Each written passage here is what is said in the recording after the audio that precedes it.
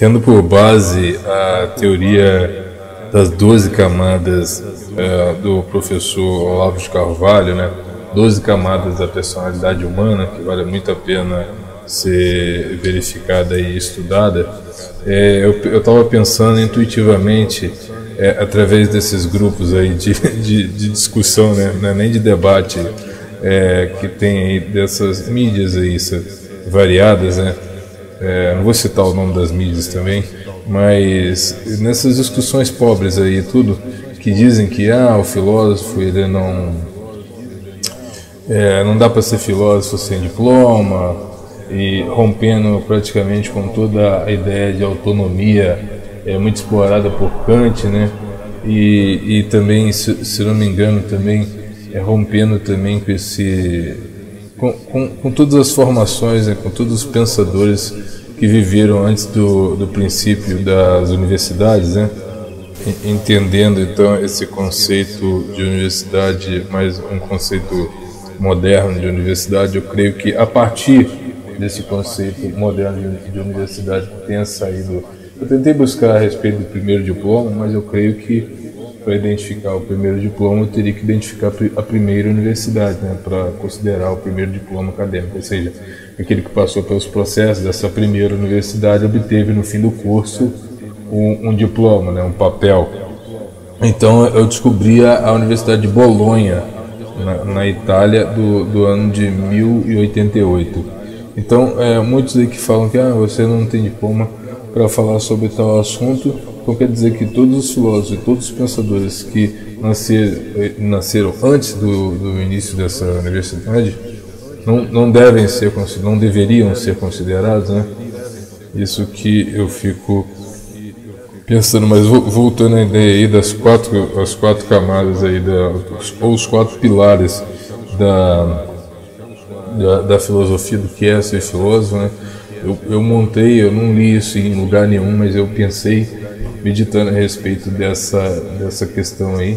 Então eu descobri que o primeiro seria, né, o inevitável, né, aquele que engorda e causa bastante dor e sofrimento no processo, né, principalmente para aqueles que começaram a ler, tiveram a leitura, desenvolveram a leitura de forma tardia, assim. Então você tem aí o encontro com os clássicos, né? Você tem de autocultura, infelizmente, dentro das federais, que deixaram de formar filósofos há muito tempo, agora só formam, no máximo, marxistas, né? Marxistas. Então toda a humanidade, toda humanas, né? que eles chamam de humanas, dentro da universidade, o foco principal agora deixou de ser a formação completa, né, e complexa do curso. Eu vou falar mais do curso mesmo de filosofia dos aproximados, né, que pegariam aí também sociologia, até mesmo história, e outras, né, antropologia. Então você tem o cume, você tem o objetivo principal, assim como para ver o quanto que a doença paulo-fesiana, né, paulo-freiriana, Paulo-Freire, né, destruiu a educação, que o objetivo antes era criar a curiosidade e desenvolver a criatividade para que se criasse a curiosidade e por através da dialética, né, da refutação interminável, né, se chegasse cada vez mais próximo da verdade, né. O objetivo primeiro, antes, né, da ideia freiriana, seria a busca pela verdade. Agora, depois de freiriana e dos marxistas, o objetivo é a tal da revolução. Então, para você ver, quando você identifica uma doutrina, né, direita e esquerda, você tem que observar o que cada uma delas tem por objetivo final. Isso aí diz tudo, sabe? O objetivo final diz tudo, sabe? Eles construíram os argumentos, as teorias, com base em que? Aonde querem chegar? Essa é a primeira pergunta que deve ocupar a mentalidade. Mas voltando aí às quatro camadas, então seria o estudo desses classes que hoje em dia foram empobrecidos, né? Então, se você não é de esquerda ou não compactou com a dona, com a ideia dessa gente, você automaticamente está excluído, e por isso eles levantam que tem muitos autores de esquerda assim aclamados aí, entre eles Paulo Freire, É porque você cria um excesso de contingente de mão de obra marxista, e essas universidades, quando elas carecem de professor, você só encontra professores marxistas, e vocês contratam esses professores marxistas que só estudaram marxismo e vão reproduzir apenas tudo seguindo a linha de marxismo. Um exemplo disso, por exemplo, quando você vai mais para o lado da sociologia lá, e você tem lá Durkheim como conservador, e aí, assim, por exemplo, eles exaltam Marx e Max Weber e tantos outros aí que aproximam dentro do marxismo, né? E toda vez que vão falar sobre um conservador é sempre num sentido pejorativo, né? Assim como quando eles querem falar e atacar algum não marxista, né, ou conservador, eles vão usar lá o Durkheim, eles vão usar, por exemplo, Comte também, Augusto Comte, para poder atacar isso sem dizer que não citam nem absorvem. Por exemplo, eles passam por John Locke de forma bem superficial, e todas as vezes que eles vão passar por um marxista ou um teórico aproximado do marxismo, é sempre com elegância, digamos, com esmero, e sempre com apelo mesmo, né? Apelo à emoção, né? Sempre usando aquele pensador ali como se fosse a solução para a saída de todos os problemas. Mas voltando aí à questão das camadas, então você tem a camada do encontro com os clássicos, que quem quiser estudar mesmo uma filosofia séria vai ter o trabalho de ter que cumprir as metas acadêmicas, as metas marxistas dentro da academia, estudando por fora outros pensadores, né? Infelizmente ele terá esse grande trabalho de estudar em duas vias, né? Dentro e fora, se ele quiser ser um filósofo completo, sabe? Senão o máximo vai ser um marxista, assim como tantos. Então, o estudo desses clássicos, a observação desses clássicos, que aí sim vai gerar bastante dor, porque tem muita linguagem complexa mesmo assim, estudar com dicionário aberto, assim, sabe? Então, e leituras assim também como se, a impressão que tem como se estivesse mastigando vidro mesmo, sabe? Então a pessoa aumenta o peso, aumenta de peso, obesidade, por aí vai. A segunda camada seria a camada você tem também dentro da camada, e todas essas aí, tem uma camada que no caso seriam 5 camadas, mas tem uma camada que ela perpassa todas as outras, né? Isso daí eu diria no final, mas só para não esquecer, que também só funciona. Eu poderia colocar 5 camadas, mas como essa perpassa por todas, ela ocupa todas as camadas, que é a prática, sabe? Colocar em prática. Então, colocar em prática. Por exemplo, na primeira camada você estuda os clássicos para usar na segunda camada. Então, por exemplo, quando você quer refutar ou uma ideia de um pensador, seja ele chinfrim, assim, ou um pensador meio mais banal, assim, ou um filósofo de papel, ou qualquer filósofo pobre, podre, qualquer escritor assim, você usa a primeira camada, ou seja, o estudo desses clássicos, é como se fosse um diálogo, né? O que você pensa, o que o clássico pensa, o que você pensa, o que o clássico pensa. Algumas coisas que você pensa, estudando esses clássicos, podem ser mudadas através do entendimento do que esses clássicos têm a dizer. E aí, toda vez que muda alguma coisa em você, ou você acaba se apropriando do modo de pensar desses clássicos, sabe?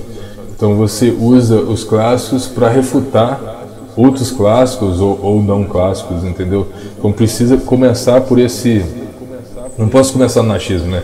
O filósofo, digamos, mas é um filósofo que não lê assim, e aí não tem como, sabe? O princípio da filosofia é a leitura dos clássicos. Não tem como, considerando que a leitura dentro da vida do filósofo é uma coisa permanente, né? Até o fim da vida.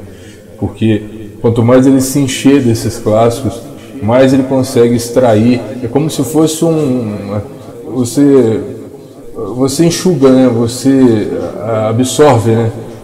Até mesmo comparando, né, com a biologia, né, com a alimentação, o que você faz? Você se alimenta não pelo alimento no geral, mas para pegar ali as propriedades daquele alimento, né? Propriedades às vezes muito pequenas assim, de cada, né? Imagina cada grão de arroz assim, uma propriedade mínima em cada grão assim, que se acumula com vários grãos e vários grãos e vários grãos, e se acumula com a do feijão e com a sei lá, da couve e de outros alimentos, e aí o corpo absorve, por isso que você ganha energia, né?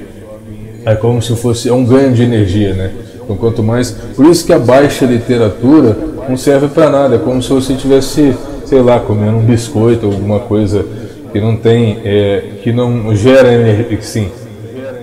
Lógico, né? A gente sabe que a caloria desses alimentos assim, uma coisa é a caloria que alguns alimentos desse pode gerar. Eu não sou nutricionista nem nada disso, mas eu quero dizer assim, de pobreza nutricional, entendeu? Então assim, seria possível viver só de biscoito? Ou seria possível viver, não vou citar marcas aqui, mas viver só de alimentos superficiais, que não dão sustância, que não dão, sei lá, seria possível viver só de, sei lá, mesmo que esse alimento ele contribua de alguma forma para algum tipo de energia, mas seria possível viver só desse tipo de alimento, né? Imagina uma pessoa que se alimenta só de baixa literatura ou de baixa cultura, assim, ou que defenda, ainda pior, né? Que defenda a cultura, ou que coloque a classe social como barreira, né? Tá muito na moda hoje em dia, pessoas formadas em faculdade assim, defendendo o uso de gírias e o uso da linguagem popular como se isso fosse lindo, e como se a alta cultura, ou a alta, digamos, você errar por falta de domínio da alta cultura é uma coisa, é até perdoável. Agora, você defender as gírias, defender o erro, dizendo que não, eu nasci na periferia, então tenho que continuar com a mesma linguagem de periferia para o resto da vida, sabe? Como se a sua condição social limitasse a sua linguagem, e como se a linguagem, o culto, pertencesse só ao que eles chamam de classe dominante, né? Ou a língua dos ricos, assim, sabe? Então, mas aí isso é coisa de cada um. Voltando lá. Então, a segunda seria a refutação. A segunda camada seria a camada da refutação, que seria a camada que você começa a usar o que sobrou, o sumo, né, o substrato, né, do suprassumo de tudo que você estudou até o momento, para refutar, às vezes até o próprio autor que você estudou, né? Então você estuda outros clássicos para refutar aquele clássico que você já estudou, ou você usa os clássicos Marx sem ter estudado nada de ciência política. Então, por exemplo, o cara acha assim, vamos estudar o Capital de Karl Marx, e ainda se propõe a ensinar ainda de nenhum contratualista, de nenhum pensador assim. Ele não tem fundo básico nenhum assim. Ele não tem energia nem acúmulo desse substrato nenhum. Ele acha que só no achismo ele vai ser o máximo que ele vai acontecer, ele vai ser convertido, porque não tem como se defender, sabe? Então, por exemplo, esses autores da autocultura, assim, esses clássicos, principalmente em cada segmento, né, da ciência política, que seria os contratualistas, se você não passou por todos os contratualistas, pelos 6 ou pelos 12 contratualistas, você não tem barreiras, assim, sabe? Então, tudo que Marx disser na obra, você dá amém, é isso mesmo, ou deve ser isso, ou senão você vai tentar resistir com o seu achismo, né? Vai ser um duelo muito desproporcional, né? Marx vai te massacrar. Então, aí a ideia da refutação, que seria a próxima, o segundo caminho, né? O segundo pilar do filósofo, né? Então, o primeiro e o inevitável, e também, né, seria a quinta camada, que perpassa pelo primeiro, seria colocar em prática, né? Você ler para distribuir, sabe? Para fazer o seu dia a dia, o seu repertório ser mais empolgante, assim, mais aprofundado, né? No seu dia a dia, na conversa entre amigos e por aí vai. Por isso a liberdade da filosofia, né? A não ser para aqueles que só estudam o marxismo, que é o caso das federais hoje em dia. Parece que, desculpa aí alguns cortes que aconteceram no meio do caminho aí. Garanto que não fui eu que fiz esse corte, um corte que teve aí na conversa aí, explicando essa segunda camada, parece que já não basta o mouse agora meu tá com problema, agora o programa também bugou por algum motivo que eu não sei qual. Eu estava gravando aqui e não estava olhando para a tela, e quando eu olhei para a tela tava o fiapinho assim, como se não tivesse gravado nada, então ficou um hiato entre as duas pontes que eu estava falando na questão do Marx lá, que as pessoas estão usando, estão querendo ler Marx sem ter os contratualistas de fundo, né? Você pode ler Marx e até concordar com ele, mas que tenha pelo menos uma sangue de antes ler os clássicos, né? No caso da ciência política, os contratualistas, para depois você aderir ou não aderir, porque se você não fizer isso, você vai ter, o máximo que você vai ter é o achismo. Então a ideia de começar pelo começo, né?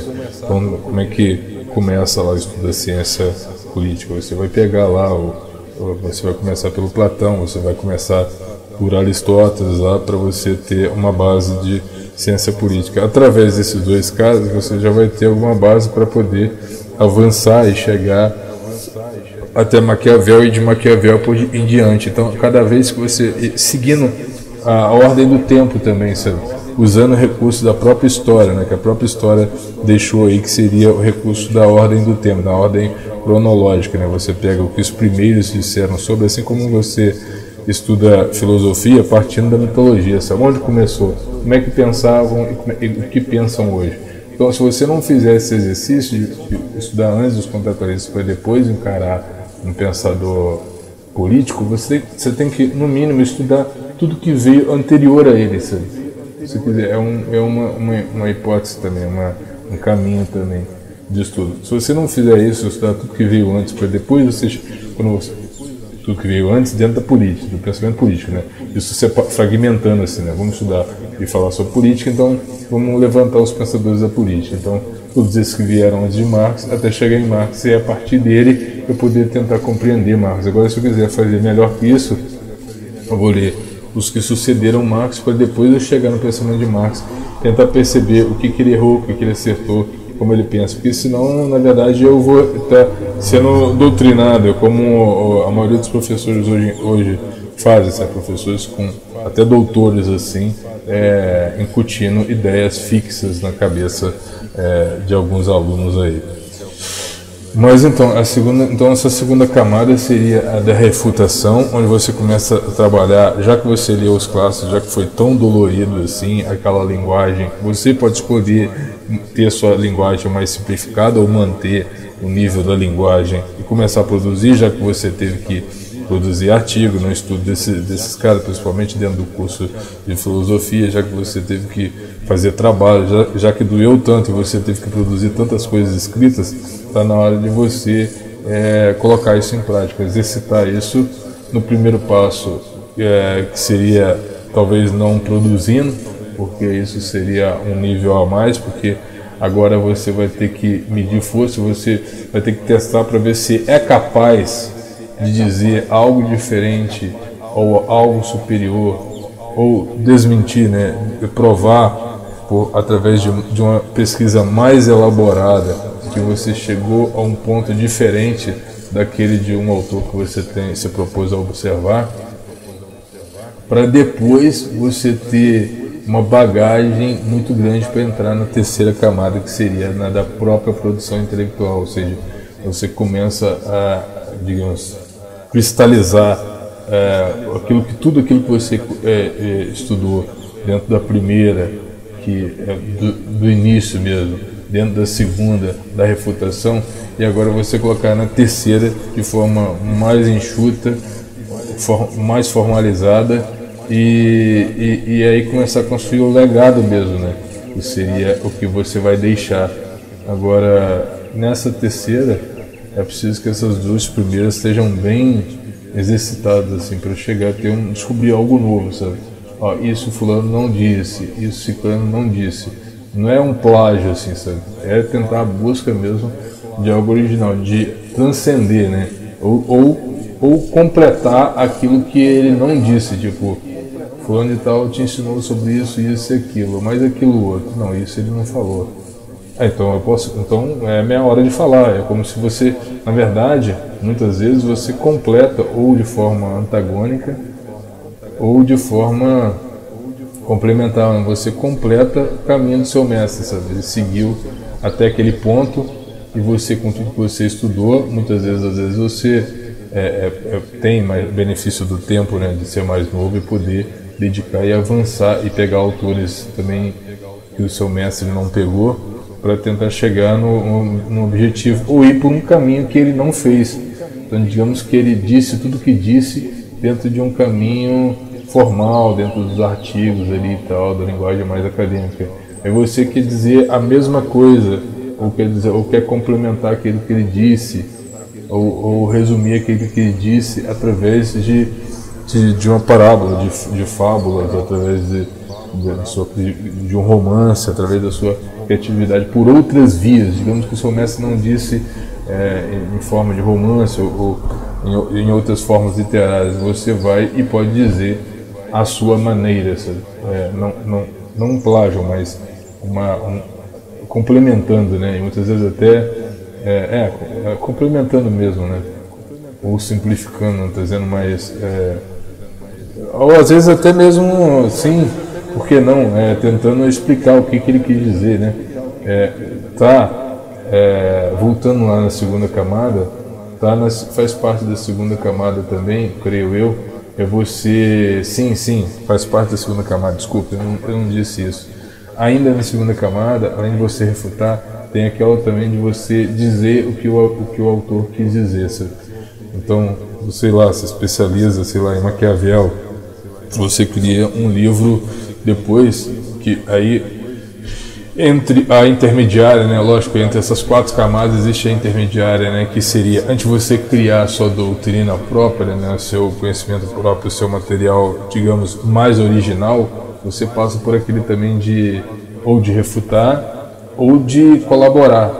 Então, ou seja, você colabora para aqueles autores que escrevem de forma muito complexa, você tenta dar mastigada aos leitores desse autor, a sua maneira. Você conta a história desse autor, uma coisa mais biográfica, assim,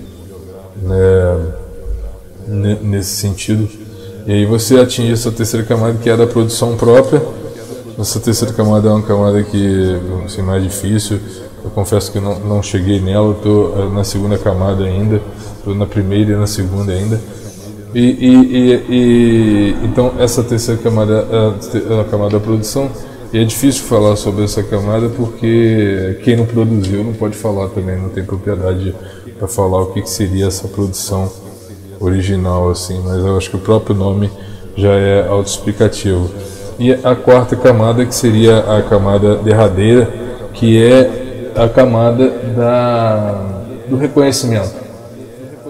Que pode ser depois da vida após morte, ou pode ser também durante a vida, né? A camada do reconhecimento, aqueles que têm tempo, que começaram cedo, que conseguiram avançar e produzir, porque a quarta camada é totalmente dependente a quarta camada, ela não depende nem da primeira nem da segunda, porque são camadas de aprendizado ainda, sabe? Mas na terceira camada, quando o autor vira independente, a quarta camada ela depende muito a quarta camada depende da terceira camada e depende da quinta camada que eu disse, né? Que a quinta camada perpassa todas as camadas, que é o colocar em prática, sabe? O que esse autor estudou aí, dentro desse estudo aí que envolve todas essas 4 camadas,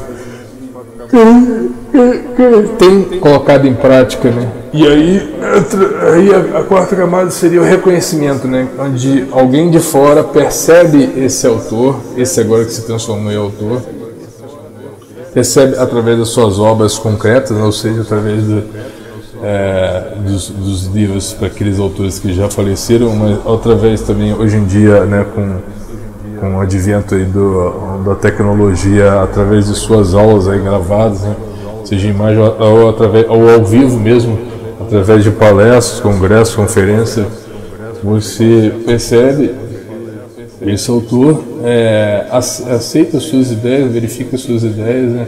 Estuda as suas ideias, reconhece as suas ideias, e a partir das suas ideias você começa a reproduzir, que faz parte da segunda camada, e até que as suas ideias também alimentem a própria ideia, até que se consagrando o autor e também cristalizando a ideia de discípulo, sabe? Então, isso caracteriza o caminho, eu acredito, do filósofo, assim, só passando por essas camadas. Não é o papel. Então, se o filósofo ele cumpriu, leu os clássicos, se ele refutou de forma, hoje em dia até de forma mais simples, através de argumentos assim, mas lógico, refutou já na segunda camada aquilo que ele leu na primeira camada, sabe? Usando o que ele leu na primeira camada, usando-se o suprassumo para verificar, confirmar e exaltar os alunos, os filósofos que ele leu na primeira camada, ou refutar os filósofos que ele leu na primeira camada, para depois ele chegar numa camada original e a partir daí ele vê o que não foi dito, mas que foi só esboçado assim, e criar a sua própria identidade. Quando ele é percebido por outros filósofos ou por outros interessados assim, ele se cristaliza como só através da quarta camada que ele se cristaliza como. Mas e essa quinta camada, que é ao mesmo tempo que ela é tudo aquilo que o filósofo viu e que ele transmite ao mundo, mas muito mais também o que os seus pensadores, o que os seus discípulos viram sobre ele e transmitiram ao mundo, né? Então tem isso, né? Essa quarta camada, então, porque esse transmitir ao mundo ele já pode começar na primeira camada, por isso que eu não coloquei uma quinta camada, sabe? Esse transmitir ao mundo ele já é característica da primeira camada. Eu posso ler algumas coisas interessantíssimas e compartilhar num grupo de amigos, assim, em todas as camadas, assim, sabe? Quanto mais aprofundado nas camadas, mais teor terá essa argumentação e tal, essa exposição. Então faz parte da vida do teólogo expor, não guardar, né? Muitas formações assim são formações que o interesse está o foco está no resultado, mas não nada explícita, né? E tem as formações que a característica é a de ser explícita, e a filosofia ela tem essa característica, sabe? Ela não é restrita, né? Ela não tem um código de ética assim, digamos, fechado, né? Selado, assim, como se tivesse que obedecer a instituição. E assim como a medicina, você não pode, digamos, dar consulta fora de qualquer maneira, sabe, né? A não ser que seja uma opinião própria, se não seja nada técnico, né? Assim como na psicologia também você não pode, digamos, orientar assim fora do consultório, né? É preciso tudo seguir um padrão, assim, umas normas assim dentro, porque senão você pode, você tem um registro, né? Você acaba com o seu registro, né? Você é tido como se fizesse mau uso dos seus conhecimentos de orientação. Quando se busca um padrão, né, diferente da filosofia, que é uma coisa bem mais livre.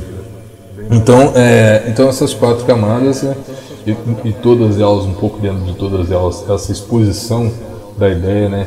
Então, o filósofo é aquele também que expõe as suas ideias, né? E está aberto ao mundo, assim, que expõe as suas ideias. Então, se ele leu os clássicos, se ele refutou ou contribuiu pelo pensamento desses clássicos, se ele criou uma ideia própria, e principalmente se ele criou seguidores seguidores, seria a quarta camada, e divulgadores de suas ideias de maneira espontânea. Ninguém colocou uma arma na cabeça de um seguidor, de um discípulo e falou: agora você tem que pregar as ideias dessa pessoa aí, desse fulano aí, para o resto do mundo. É uma coisa espontânea. Isso é para mim o ser filósofo, cumprir essas camadas aí. Eu vou acabar aqui, tá muito grande eu vou produzir menos, infelizmente vou ter que produzir menos vídeo, porque eu vou começar a ter que trabalhar e estudar aí, né, voltar a essa...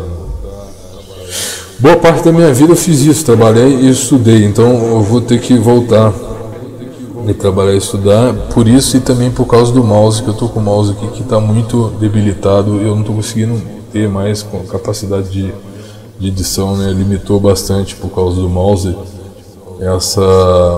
esses cortes, né, cara, para não ficar enfadonho, né, essa edição mais apurada, né. Então, sabe, ou eu vou jogar cheio de espaçamento a produção, ou eu vou dar um tempo, eu vou produzir um material e vou, sei lá, soltar pelo menos um vídeo a cada final de semana, e nesse meio tempo eu vou soltar algumas coisas aleatórias que eu já tenho gravada por aí, e os vídeos mais assim, bem elaborados, mais final de semana, até eu conseguir retomar com o mouse, com o mouse melhor, né, com o mouse novo pelo menos. Mas é isso aí, e desculpe a demora, e um forte abraço. Forte abraço! Forte abraço! Forte abraço! Forte abraço! Forte abraço! Forte abraço! Forte abraço! Forte abraço! Forte abraço! Forte abraço! Forte abraço! Forte abraço! Forte abraço! Forte abraço!